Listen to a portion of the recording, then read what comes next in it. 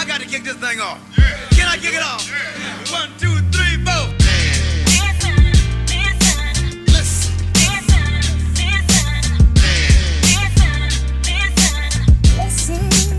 Ladies and gentlemen, listen.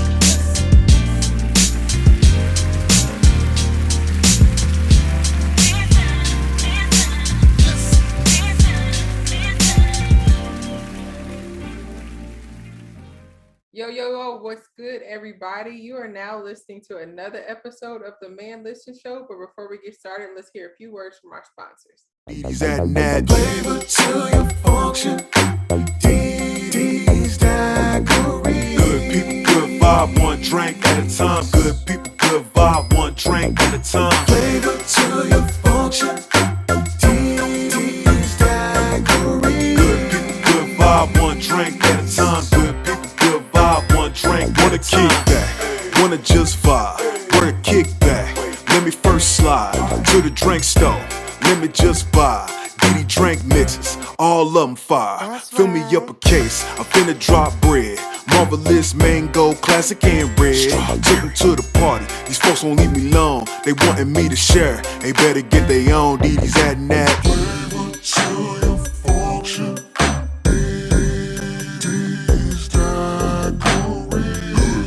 Good vibe, one drink at a time. Good vibe, one drink at a time. Conversate with Us Radio presents the Man Listen Show. We are the blackest radio show on the internet. We bring you our opinion on topics that affect the Black community in an effort to enlighten, enrich, and empower every brother and sister that falls under the sound of our voice.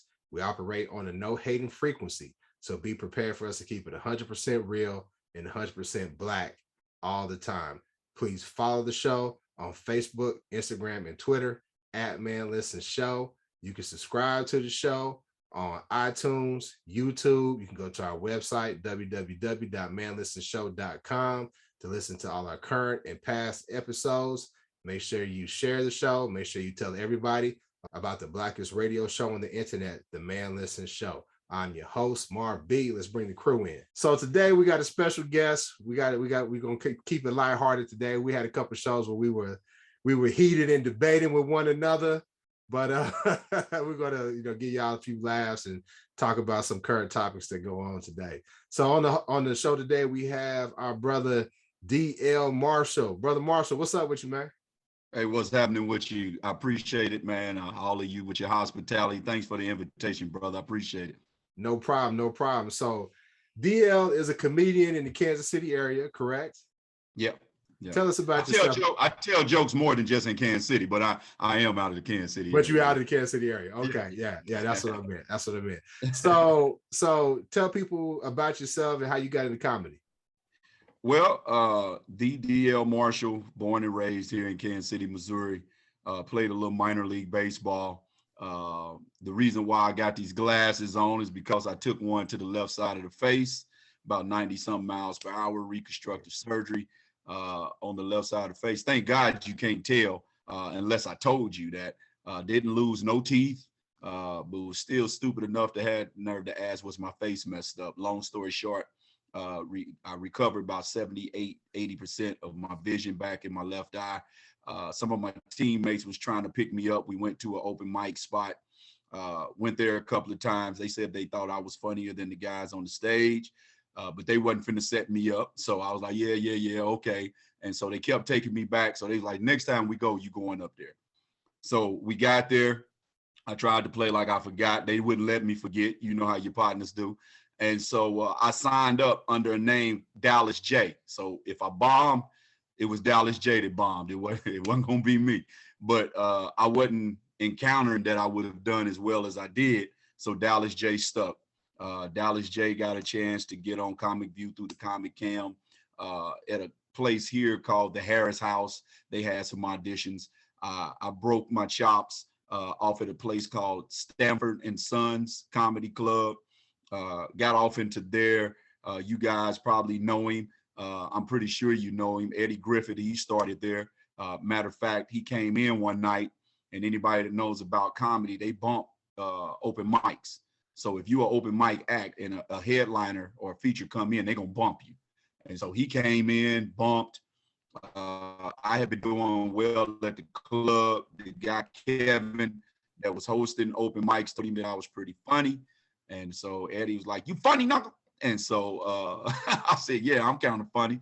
And so he told me to come down to, he told me, come on down to the club and be on time, all right? And so I came down, I was on time, and I hit on time. And so he had his own night, own spot. Eddie had it cracking.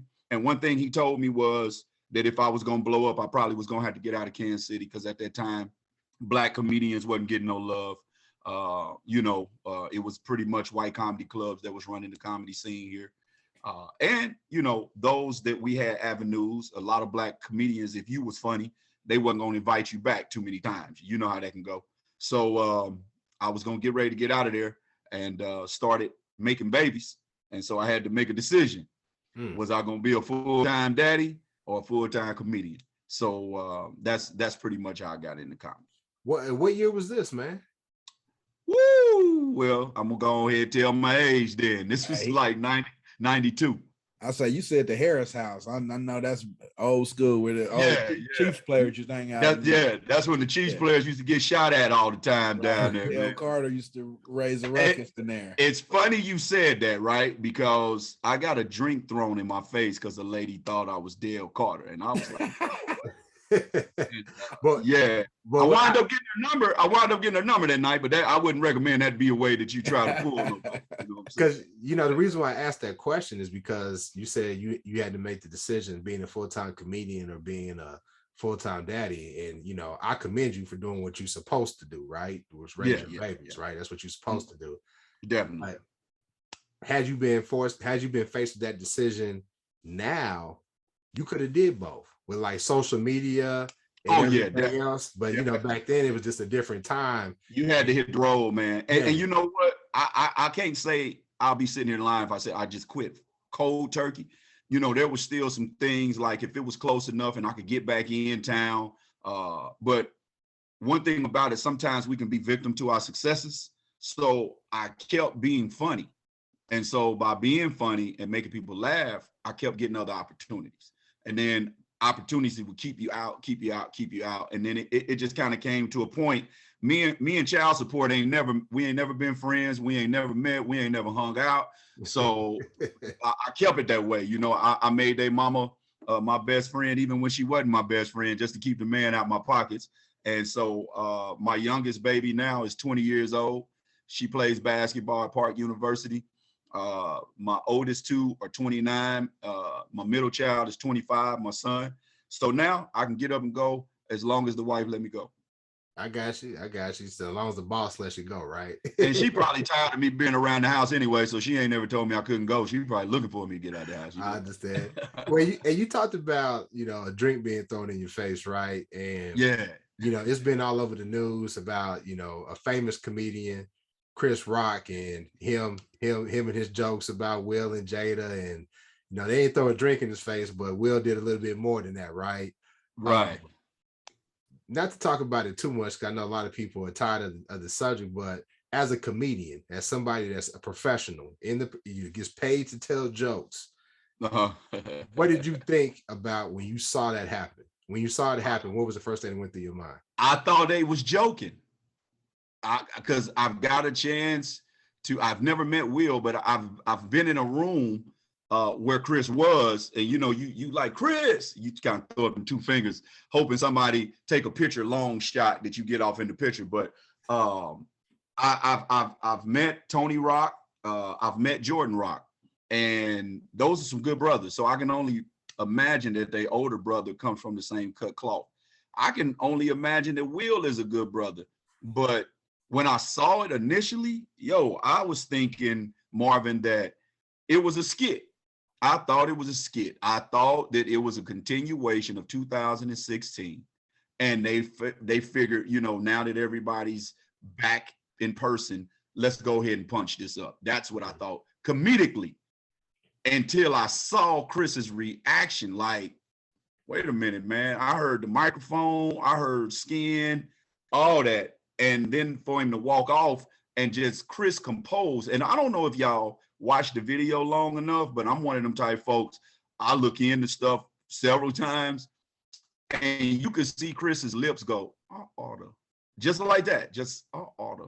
But he thought about it at that moment. I got more to lose by acting out than I do the gain by acting out. So and I'm gonna be honest with you, part of me, conspiracy Negro, I still somewhat think that it was contrived. So part of me still thinks that it was not real. I think, because they say Chris's ticket sales went up. I know Will's getting a lot of flack right now. Will's getting a lot of flack right now, but I think in the long run he's gonna be fine. I don't know. I'm gonna tell you something, man. Now, to a degree, let's explore this angle if y'all haven't, right? Because I'm a kind of conspiracy theorist myself, right? And kind of having some behind the curtain type of experiences and knowing some people. Look at it like this, just off the surface. I don't think you could have paid Chris Rock or any black man to get smacked in the face and publicly humiliated for his two daughters to watch and look the part that he looked, right?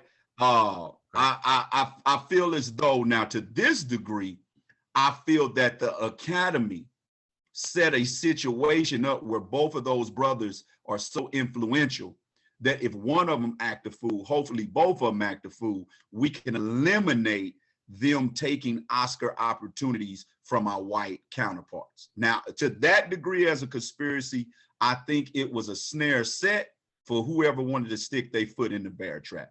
Unfortunately, Will didn't put just one, he put both of them. Okay. That makes sense. I mean, part of me still holding out, thinking that it's somewhat of a contrived thing, but you made a lot of sense at that point. You know what I'm saying? I think that's the point, is like how Chris's family and everybody was going to receive what happened to him, because Tony Rock, when his comeback, he seemed pretty mad. And I was like, oh, he went full B word on Jada. I was like, okay, he mad. He mad like he might see Will out at the next event.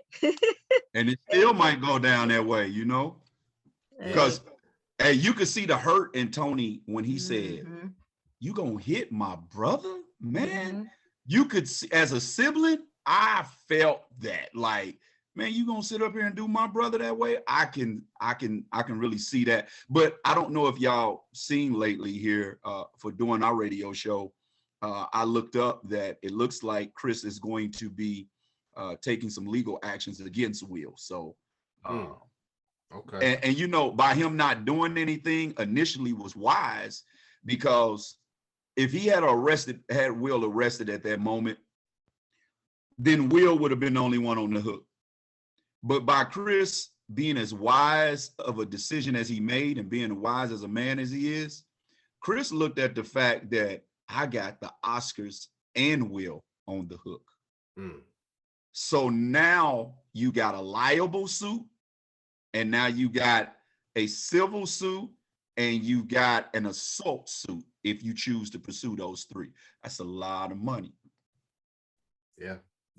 How do you think that affects, because a lot of people were talking about, this is going to change how comedians are able to tell jokes. And we talked about it on our last show when we talked about this topic in terms of comedians who like to roast the crowd, right? I've talked about how I've been in situations, I'm a big dude, and how comedians have roasted me, and they roast everybody. And I've always heard two ways that you could tell how good a comedian is if they have enough material where they don't have to do that. But some people, they say it's just part of their shtick. And, some people get off on that, like Arika. She says she's all with, being clown. I can handle it. I don't like it, but I can handle it. So I've seen people on both sides. What do you think? You think it's going to make it harder for comedians? You think it'll change anything at all? Not with this comedian, and not with the comedians I know. Because the comedians I know and this comedian, we ain't Oscar certified. So you can head to the stage, you might get kicked in the mouth before you get on the stage, and these still handle pretty good. You know what I'm saying? I got a license to marry and to bury, and I am equipped to use both. It'll be a whole nother land of the hand service if you come running up on the stage at me. I hear you, man. Won't he do it? Yeah. Yes, for he real, for real. will. Yes, he will. So we talking about like how crowds respond, and I don't know if y'all know T.I. is starting to do comedy now. Like Yeah. T.I. is trying to saw get that, into comedy, and he got into a situation. I guess he was like, you talked about how a headliner could come and they can bump people, right? So I don't know if T.I. was hosting this night or if he was coming in working with other comedians trying to work out some of his material. Because I've heard of comedians say, hey, I'm gonna have a special on Netflix or whatever. Let me drop by this improv. Let me work out some material to see how it goes, right? So I don't know if he was doing that, but he got into it with this young lady, and he was heckling her, and then she called out some of his, dirty laundry. So that created some problems for him, right? And then recently he was performing. I think it wasn't Madison Square, but I think it was in Barclays. It was the Barclays, right? He was at the Barclays. And y'all know New York. I mean, we grew up on Showtime at the Apollo. If you ain't bringing it, they gonna boo you. And he was getting booed. And my thing was like, T.I., you are a world famous rapper, and you've used that to transition to acting somewhat, right? Podcasting somewhat, but comedy and being on that stage is a whole nother level. So for him to be in front of a crowd that big, I'm like, that don't even seem right. Not even for somebody with enough celebrity as T.I. What you think, bro? I would say this to complete the answer to that first question. I don't feel as though it will change a real comedian and how he conducts himself and how he carries his business. Reason why I say real, because if you are worried about offending, then you may as well stop. With people coming to the comedy shows and sitting in the audience, you got to realize that if you go to a farm, you wear boots instead of sneakers because it's a chance you might step off in some, right? So if you come to a comedy show, you understand that the hazards of getting up, going to the restroom while I'm on stage in the middle of a stick, you're a distraction. So I'm going to use that distraction to get everybody's attention back to me. Now, myself, I have material enough to where I don't Jones the crowd unless you bother me, right? So I had a show I was doing, and a lady was bringing out ranch dressing right across the stage. So I kind of let it go for a minute, but she stood there like with her hips, hand on her hips, like, baby, you gonna get me back there? I was like, ma'am, can you please? I mean, you in the middle of the show. So you wanted that attention. I gave you the attention that you got. At the end of the show, I went to her, told her, thanks for being a good sport. I don't drink. So when you go to comedy clubs, although they pay you, they still give you a certain amount of drink tickets, right? So in the case I happen to get loose on you, I might be like, hey, what are you drinking? And because if I see them drinking at the table, what are you drinking? Thanks for being a good sport. Y'all get her what she's drinking, and then I'll take care of it out of the tickets. I'm thrifty and resourceful. They call me Freddie Frugal. So it's just recycling. You know what I mean? I didn't want to waste the paper of the coupon, so I put it to good use. But I do things such as that because at the end of the show, I'm looking for you to be a consumer again. You are a consumer to buy the tickets. Now I'm trying to get you to be a consumer to buy merch. So I don't want to offend anybody, but at the same time, there's a level of control you have to get. Now, to T.I., that aspect of T.I. T.I. was going to get booed wherever he had been based off of how he treated Lauren Knight. First of all, because she's a woman and she's a comedian. You know what I mean? And I want T.I. to be real careful not to be what comedy circles consider a hack of the culture. And a hack of the culture is you not taking serious the protocols. You come in grandstanding. Know your worth. Okay, you a superstar, but not in comedy. You a star from the movies. You are a celebrity from the TV, and you are a superstar from rapping. But if like, say for instance, if I went to a comedy show and let's say Tony Rock hit me with one, right?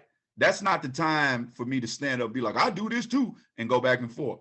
I take it, I laugh.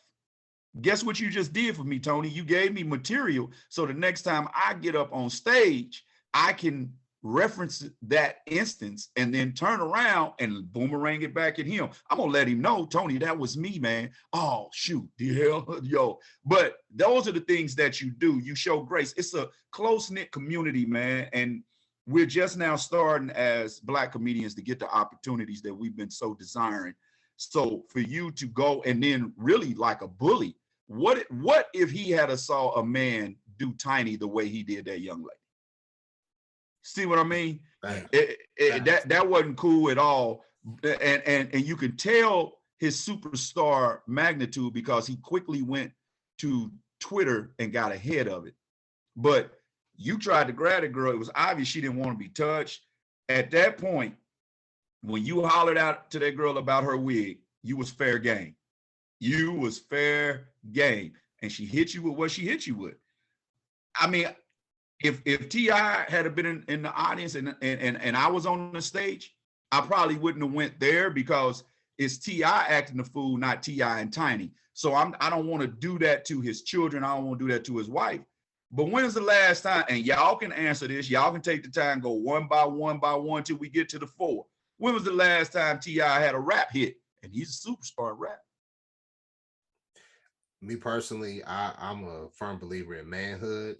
And when I saw the clip and when I saw him, the way he was aggressively talking to her and violating her space and all that, I would have told T.I. to sit his ass down. Like, hey, dog, I was really disappointed, Mark. And I'm disappointed in the other men in the crowd. There you go. Check him because I don't give a damn about T.I.'s celebrity. Like, I've seen T.I. in person. I mean, I like some of his music, you know. I bet when you were talking about accosting a Black woman, especially when you started it, you was heckling her and you kept pushing with her, and she was kind of trying to move on with her set. So then when she hit you with like, hey, bro, especially when your closet ain't clean, and people still kind of question whether you and your wife was actually drugging women and doing stuff to them. Hey, Marvin, chill out. You might. That's what I was about to say. I was about to say the behavior he exhibited is kind of coinciding with the behavior he displayed. You know what I mean? Aggressive with a woman. Come here, girl. Give me them legs, them thighs, and all them other pieces too. Yeah. But see, let me ask you this, because this is a different angle on it. Because we saw, Will or whatever come on stage, but that's not the first time that's happened, man. I don't know if it was last year, 2 years ago. I think Afion Crockett was in like a little improv spot, and some lady rushed the stage at him because she didn't like what he was saying, right? Right. So is it time to maybe rethink all of that as far as, should these clubs have security? Oscars definitely had security there. They just didn't do their job. But should they, look out for the comedians more and make sure that stuff doesn't happen? Because she got on stage too easily. Definitely. I know I've seen it move a little quicker here at the Kansas City Improv. Shout out to Amy. They do a pretty good job of having people at the stage. Now, some of the guys that they got at the stage don't look like they could stop you from getting on the stage. They could be some help, if you need some help holding somebody for a few. But let's just say this. All right. When you go buy an Afion Crockett ticket, the style of comedy you get. When you buy a Corey Holcomb ticket, the style of comedy you get. When you buy Eddie Griffith, the type of comedy you get. Now, there are some that say, hey, I've never heard of this guy, or I've seen this guy on TV. I didn't know he did stand-up. Let me go check him out, right? But generally, when you like that, you fall back and you enjoy. 9 times out of 10, when a comedian lights up a patron, that patron has been extra. I mean, extra. Maybe not extra doing your set, but think about it. It's dark in comedy clubs. It ain't lit. So for me to get on stage with lights in my eyes and I know what you have on 6 or 7 rows back, that means when I was at the side watching Bama Carrington do their set on the Gentlemen of Comedy tour, and you acting a fool, I'm looking at you. And I'm already registering. All right, now, if she get the clowning when I get up here, I'm going this way. I'm going this way. And then if she don't stop, I'm going in. So now I'm looking at who's at the table with her. You know, I'm sizing up. But I got a question to ask this for anybody that's got that mentality. You don't want nobody to put their hands on you. You need to quit talking about people. That's our job, is to make light out of tight, tense situations. And if you're yelling out, or if you keep going back and forth, you're getting the situation or the atmosphere tight, because people pay their hard-earned money to hear us, not you. So we're going to diffuse it the best way we can, even if the best way is embarrassing you. But I think that you have a point, and I'm sorry to cut you off, but a lot of times people be drunk. A lot of times people think they're funnier than the comedian, and they get to talking. And I remember before I let C jump in, I was at a comedy show and Ali Sadiq was there. And you talking about with that woman? Right. So no, there's a difference. It was when I was there in person. Oh, okay. Somebody was heckling the comedian, and the comedian kind of played it off or whatever.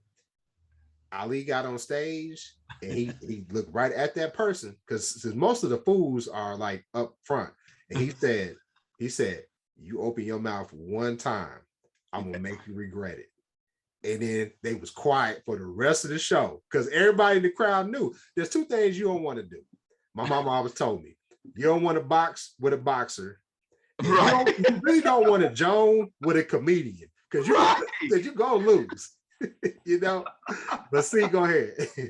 I just think a lot of people got to stop being so soft too. Like, I just think about, like, you know, just some of my favorites just from back in like the 70s and 80s, the stuff they said on TV, you know, you could not get away with now. Imagine them at a comedy show. Like, don't go if you're that easily offended. And I think people who could pick out the crowd, like, I think that just shows like how skillful and top of the dome they are. Same way if somebody could freestyle with rapping. Like, if you could stand there and battle with somebody that you're standing in front of only after a few seconds, it's the same way with a comedian. Like, they don't really know who's in the crowd and what, like he said, what people look like because it's dark. So I mean, it's just comedy. I just don't understand like why everybody's always talking about Karens, but there's a lot more Karens and other demographics. Like, just laugh and go home. Like, you went to a comedy show. Don't sit on the front row. You talked about the improv. I don't get those tickets in the front, and then I wait till somewhat at the very end. So when they go to sit you down, I be way at the back where can't nobody see me. Like, I'm not gonna go in the front. Like, it's just, I don't know. I don't get it. I do think though that you could tell the level of the comedian. Like, it is funny to clown the crowd a little bit, but you could tell the level of the comedian by, can they just go out the dome? Can they just kick their material? Because you talked about like cats in the 60s and 70s. I'm thinking you talking about like, you know, Red Fox, Bill Cosby and all them. Those dudes were comedic masters. Richard Pryor. You don't ever really see any stuff with them clowning the crowd. And maybe just because, like I said, social media wasn't there. In my opinion, you correct me if I'm wrong, DL, it wasn't until like Def Jam with Martin and Joe Torre where you really started seeing people going after the crowd hard and heavy, and then that's where that kind of style came up. I could be wrong. You're the comedian. That's why. That's where it became popular, because our style of comedy was now broadcast to the world. But if you go back and look at some old Red Fox, they did it so cunning and genius. Him and Richard Pryor, they insulted you and complimented you at the same time. It's like like Red Fox would get on a woman's bosoms, right? And he would say, doggone, you got some big old, he's like, woo, man, wish I was a baby. So he kind of put it back on himself, but at the same time, he insulted her size or her cleavage. Or Richard Pryor would talk about a woman's mascara. You know what I mean? Looking like a raccoon about the eyes. He said, but she's sharp. She's sharp with them, that dress and them shoes. She's sharp. But he already done fired off the insult, right? So that's just like I hate to say it, sorry, Chris, but that's just like Will Smith come up and smack Chris Rock on the face at the Oscars, and then he rubs the cheek that he hit. So that's what it was. It was more skillful. Now, when you get to the Def Jam, that doggone Joe Torre, boy, look, Joe Torre was relentless. And Joe had jokes, but Joe looked for the last 7 minutes of every set. He was going in on you. And then when he started to host, then he didn't have to tell jokes. It wasn't his job to tell jokes. His job was to get the audience warmed up for the comedian coming. So he lightened you up off top. So yeah, to that degree, Marvin, when Def Jam came along, yeah, it was a snap session, and that's what made it popular. So upcoming comedians was like, yeah, now that's how you get on TV. So Okay. one of those things. Yeah. So we wasn't really at the live sessions for our comedy grades either. We don't know what got cut from what made it to the made for TV version. Like, I can only imagine that some of them jokes had to have been a little bit raunchier, a little bit not suitable for the tape, or whatever was popping back then. When I tell you guys that Richard Pryor made a guy want to fight, talking about his lady that was sitting right next to him, and what really made him want to fight Richard, but he couldn't get to Richard because Richard had bodyguards. A lot of comedians back then had bodyguards as well too. Like, we call them entourages now. But Richard Pryor kept saying after the insult what he could do to this man's woman. And he was like, you can get mad, but ain't nothing you can do because she likes it. Look, she's still sitting there. You want to leave, she want to stay. So when you have a master mind, that mind whoops you faster than these hands can swing. If I can make you feel what I'm saying is the law, I got you. If I can make you feel as though your hairline is pushed back, if I can make you feel like I can see a circle in your edges, then hold on, I got you. He sound like he attacking me. Hold on, bro. Hold on. Look, I'm certified to do this.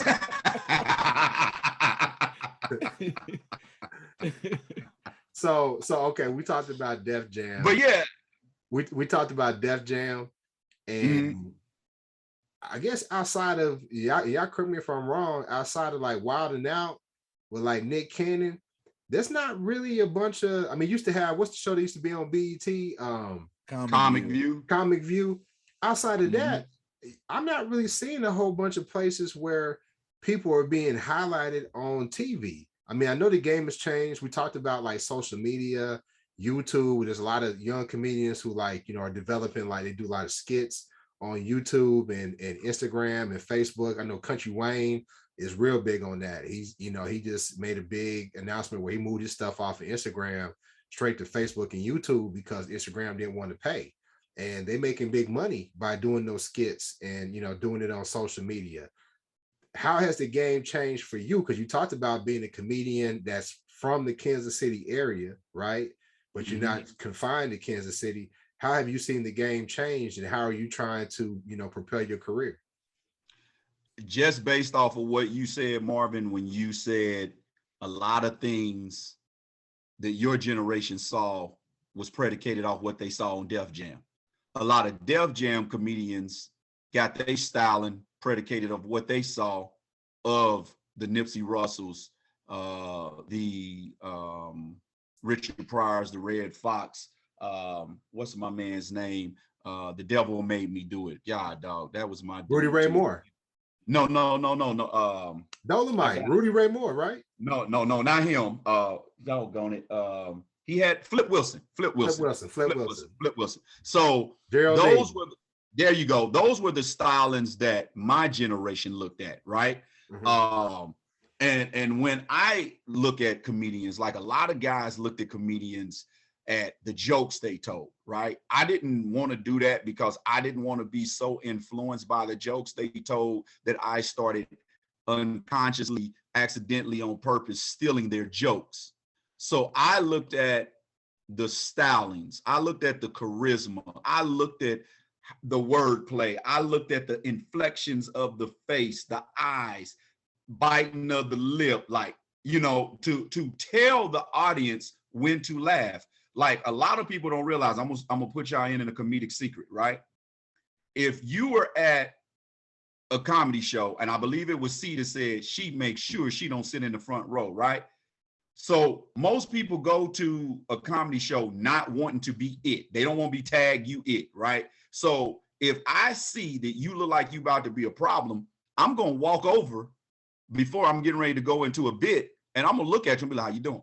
You good? All right, cool. And I'm gonna stand there and I'm gonna tell my joke. Guess who's gonna be the first person laughing? That person right there. Because if I'm laughing with you, and you ain't gonna have them laughing at me. So those are different style techniques that I learned from some of my favorites, to where you lean in on that microphone stand at certain times. A lot of people tell you, move that microphone out the way, it make you look nervous. No, it's a manipulation. If I look like you see a lot of comedians sometimes lean up against that brick wall. Have y'all ever been to like an improv or anything and you see the comedian lean up on that brick wall and put his leg up? Mm-hmm. Okay, my thing for the brick wall is I'll rest a little bit on the mic. That's telling my audience, it's okay, you can relax, you can enjoy yourself. You see what I mean? When I get to moving and telling jokes, I'm letting you know, open up your mind and journey with me. I'm telling a story. So most of the parts of my jokes that might get elongated in storytelling style, I'm moving. If it's a boom, then I'm planning. If I'm trying to get you not to, if I know I'm about to say like a community joke, y'all know what I mean when I say a community joke, right? I don't. The alphabets. Okay, I got you. I got you. Right. I got you. So when I know I'm about to go that way, yeah. I fall back and I'm letting you know it's all good. Y'all something else, man. Y'all all right. Because I'm finna get you, right? So yeah. I soften you up, and right when your defense mechanisms come down, most of those jokes that I have that others might seem offensive, I propose that joke in a question form. And then once I get you thinking about an answer to a question you thought I was asking, I done punchlined you. And so now the sting is gone. So if the sting is gone, you're not offended.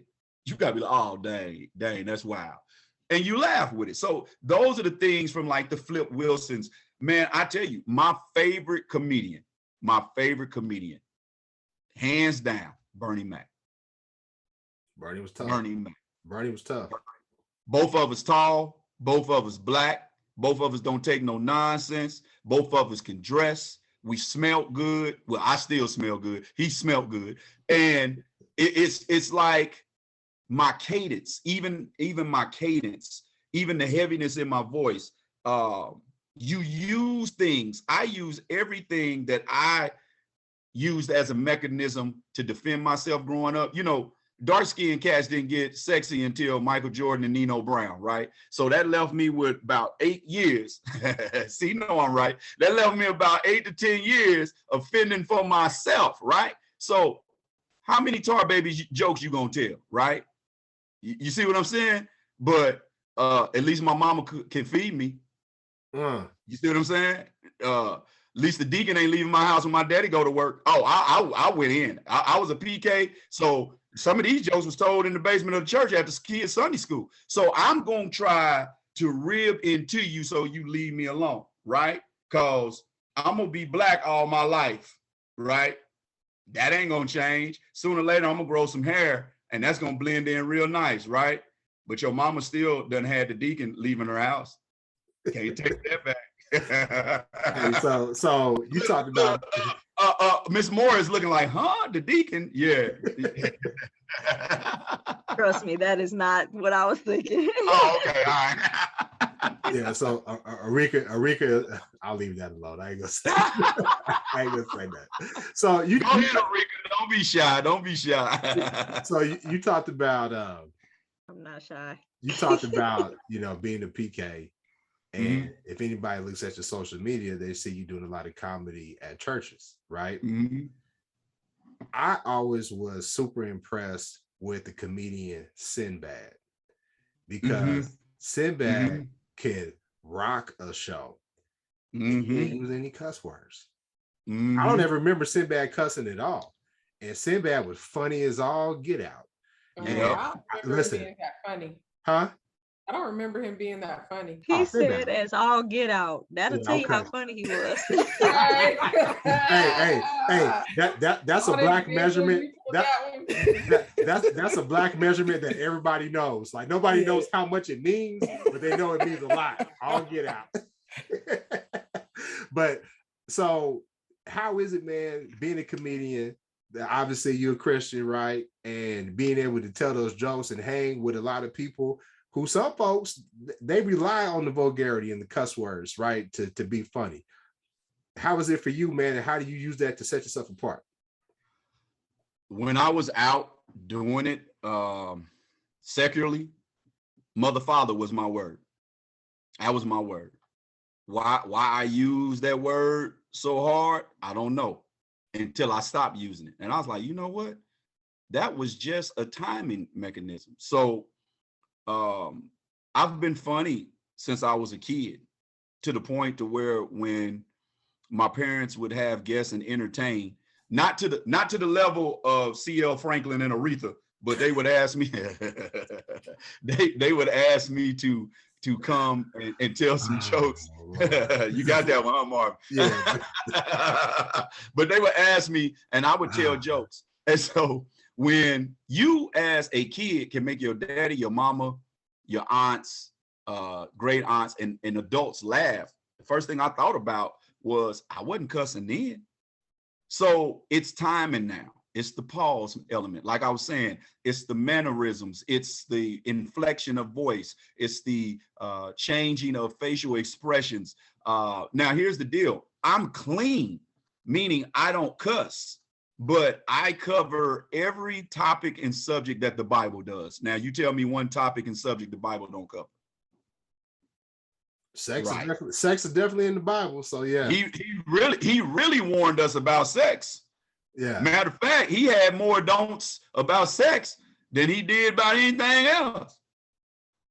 Yeah. That's why a lot of people don't want to go to church, because they still in the prime of getting their freak on. So they like, once I start needing this blue pill, I'll come to church. But right now, while Lazarus keep rising, I'm gonna be out here doing my thing. You call it Lazarus. Long as Lazarus keep getting up by itself, I'm gonna keep on being, and it's a shame. So what me and Bam and Carrington decided to do, we call ourselves the gentlemen of comedy, because there's no vulgarity. Of course, there's no cussing, but chivalry is a beautiful thing. I mean, when you look back at pictures, man, you see the people get dressed up and they dress to the nines, and you take time with your skin, make sure that's moisturized, and make sure your hands are straight and your shoe game, your sock game is on point.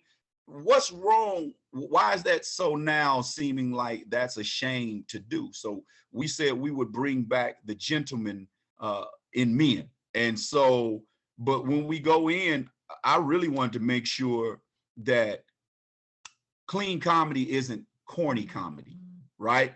So we talk about everything. We just do it in a classy kind of way. And that's why we still get booked in comedy clubs, event centers, as well as the churches. It just opens up an avenue that maybe a cussing comedian, he kind of slices his bread a little bit. I know when we first started doing it, people was like, gospel comedian, no, quit calling me a gospel. And one of the pastors was like, well, you ain't leaving the faith now, are you? And I was like, no, but let's just be wise. Let's be all things to all men so we can win some, right?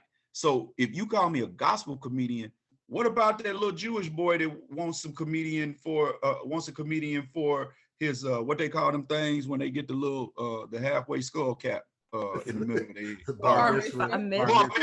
Yeah, the bar mitzvah. So what if they want a comedian for their bar mitzvah? You know what I mean? What if an atheist wants a comedian for his wedding anniversary or his wedding reception? So don't slice my bread if I didn't tell you I wanted to slice that way. That's all I'm saying. I got you. Yeah.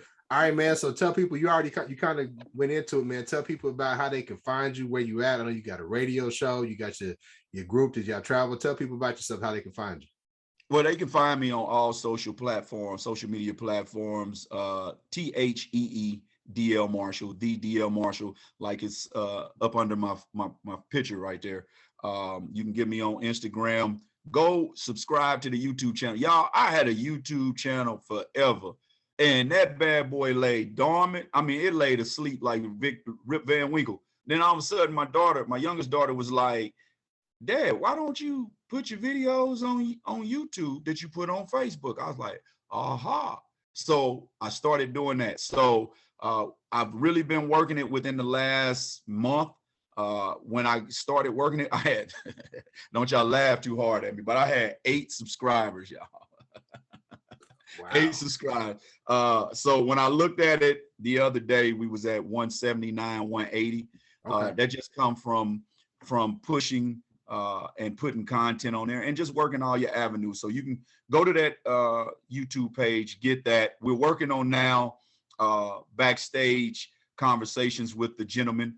That's going to be a television show. We're formulating right now our own Roku channel. You can catch DL's Backstage Pass Conversations. That's our radio show.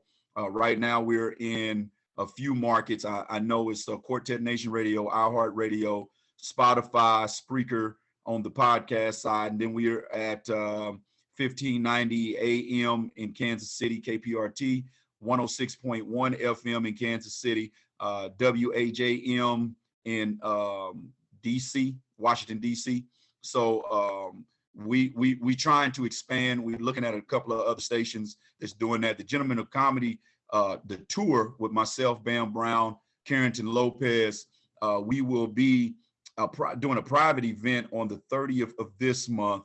I forget the date, but it's private, so it ain't like nobody could come no way. So we're doing that. It's a marriage retreat. Yeah. Okay. So yeah, you know, it's gonna be some Will Smith, Jada Pinkett jokes flying around that there show. So we'll do that, and then June 4th. Am I saying that right? No, June 8th. We are in some part of Kansas. Then July. Hey man. Me and C from Kansas, man. You gotta put some more respect on Kansas' name. It's something. I wasn't talking about the dot. I wasn't talking about the dot. I was talking about them somewhere in Kansas that you get your gas when it's light outside and you hit the gas when it get dark. And that's the part of Kansas. So me and C and I are from Top City, right? So we from y'all from Topeka. Yeah, we from Topeka. So but we know about them sundown towns, like Yates Center and stuff. Like Kansas, sundown towns for sure. I haven't been there. If you take the state and probably divide it into, I don't know, like 5 or 6. I haven't been that far west, unless I'm going to Colorado, driving through. I was about to say, have you ever driven to Denver, Colorado? Oh wow, man, you're gonna see a whole lot of meth mouth white folk there. But yeah, we got a few dates, man. We got St. Louis coming up. We got the Chi coming up. We got a few dates in Atlanta that's coming up. So man, y'all get us up in Topeka, man, or Texas, and it's funny. Y'all go check us out on YouTube. Well, you can check mine out on YouTube. Bam coined the slogan we got, "Come get this funny." And the beauty I like is the majority of the dates we have this year in 2022 are return dates from 2021. So so when you can get them to keep coming back or keep bringing you back, that's a deal. So DL's Backstage Pass Conversation, we call it the hottest gospel music. But now that we're moving over, we're adding to an urban station May 1st. So we're talking, it's the hottest music talking topics this side of heaven, all the funny you can handle. We've had, I've interviewed the likes of Blair Underwood, Cicely Tyson, get ready, TD Jakes.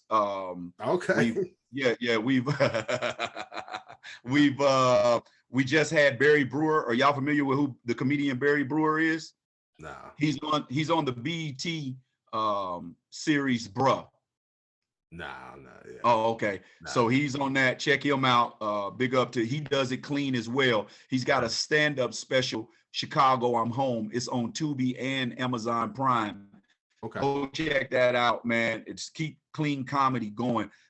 Clean comedy is something you can bring the whole family to and still laugh as hard as you did with the folks that cuss. Nothing against the ones that cuss. That's their lane. But just like in gospel music, you got quartet, you got worship and praise, you got gospel rap.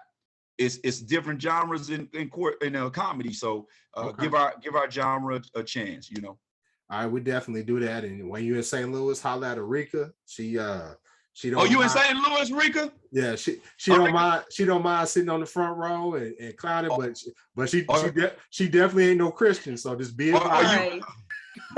Right, that part. She definitely ain't no Christian, so be advised. But she was one of the ones. She was one of the ones following Jesus from afar, huh? No, I don't believe in him at all, actually. You don't believe in him at all? Well, hey, man, to each his own. We got something for you. Maybe you'll laugh at well, never mind. I won't get that out. Anyway, but hey, we'll be in St. Louis on the 26th and 27th of August. Okay, cool. All right, well, DL, we appreciate you, man, coming on the show, talking about all the topics. You know, I enjoyed it, man. We definitely, you know, we cover everything about, you know, the Black community, you know, the ups and downs. You know, we like to make people laugh as well. And we just wanted to get some insight from somebody who's an actual comedian on some of the stuff that's been on social media and people been talking about. You know, we give our opinions, but having somebody that's actually a professional or somebody who is knowledgeable about the topic, we always want to bring that in because we want to bring facts and, you know, certified experiences to the table for our listeners. So make sure y'all go to his YouTube. Make sure y'all go to his YouTube. Make sure you get them followers up. Make sure y'all go to our YouTube, get our followers up. Make sure you can follow us on Instagram, Twitter, Facebook at manlistenshow.